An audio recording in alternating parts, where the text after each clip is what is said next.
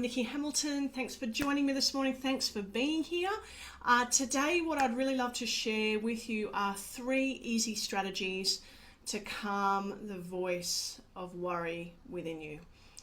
So I don't know if any of you watching this have ever experienced worry before. I think we can all put our hands up and say, yes, we've experienced the voice of worry. And what the voice of worry can do within us can keep us up at night time having conversations in our head, can keep us in a place of constant preparation, can leave us in a place of feeling that sense of anxiousness within us, can increase our stress response, can limit all of the things that happen when we are stressed and worried is that our digestion doesn't go well, our immune system goes down, we find ourselves getting sick more easily. There's so many things that can cascade from the simple voice of worry.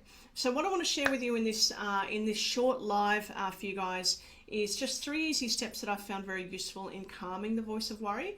Of course, if you're experiencing anxiety, then there may be other reasons that you need to seek medical help for, of course, but these are just 3 easy, simple strategies that you can implement today. Before I share that, I'm just letting you all know I'm running a masterclass on how to lead without losing yourself and how to build calm confidence for women. That's tomorrow night at 5:30. So if you're interested in coming along, I'd love to see you there. Just pop in, come as you are. It's on Zoom, nice and easy. You can wear your pajamas if you want to. That's 5:30, and if you're interested, we'll need to send you a link, so let us know. So that is tomorrow night, how to build calm confidence and lead yourself and maybe even lead others without losing yourself in the process. But for today, how to calm the voice of worry within you. And I agree, I think it's very common for all of us, especially when we're in a space of depletion. So if we're tired, if we're hungry, if we've had a lot on our plates, if we've been overwhelmed, it's very easy for our nervous system to slip into what I call the fight or flight response, or the red zone. And once we're there, the voice of worry seems to get louder.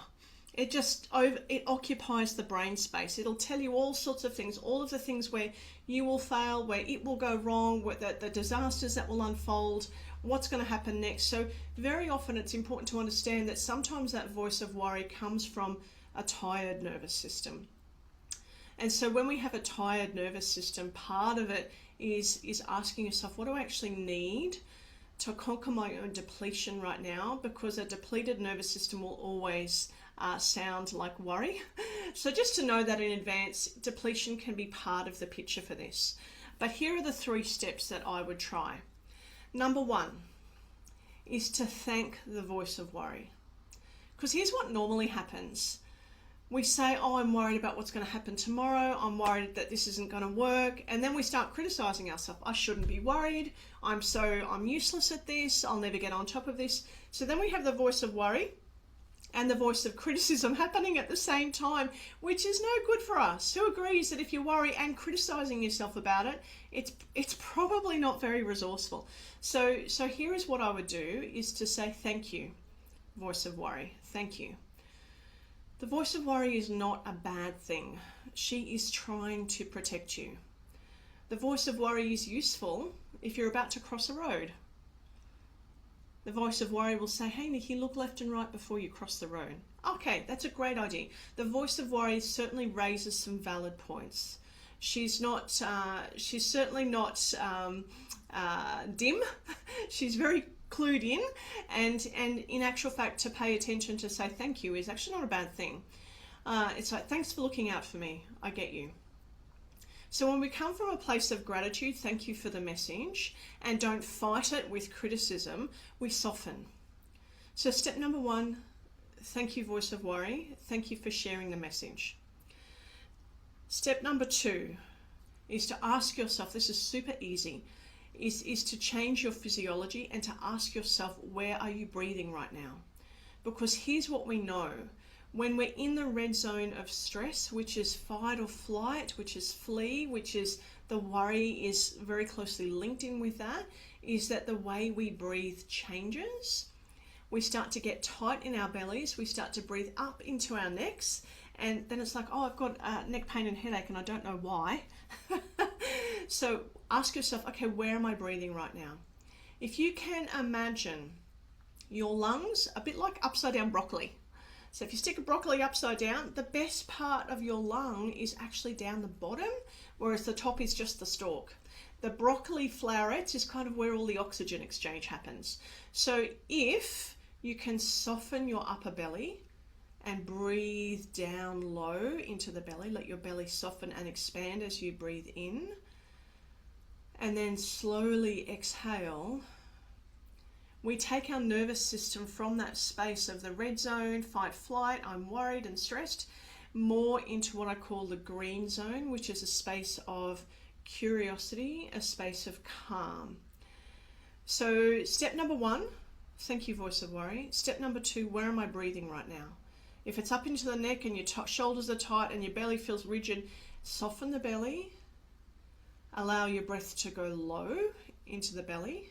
Let your belly expand as you breathe in, and just take a couple of longer exhalations. Okay, now I'm moving my nervous system from the red zone toward calm curiosity, which is the green zone. Then the next thing is to ask useful questions. And I'm going to illustrate 3. There's probably more, but 3 good questions to ask yourself is, what do I trust? What do I trust right now? Because fear and worry and trust have trouble they're kind of opposite ends of the spectrum. So what do I trust within myself? I trust I'll try again if I make a mistake. I trust I'll get up if I fail. I trust I'll always have another idea. What do you trust about the people around you? I trust I've got support here, here, and here. What do you trust about life? I trust that I will have access to clean water, that I have a roof over my head. I trust that I'm supported by something greater. So what do you trust within you? What do you trust about the people or support around you? And what do you trust about something greater in life? So first question, what do I trust? Another great question is, what went well? What has gone well in the past? Because very often when we're looking through the lens of worry, we can't see the successes. We only see the failures. So learning to ask, what's been going well?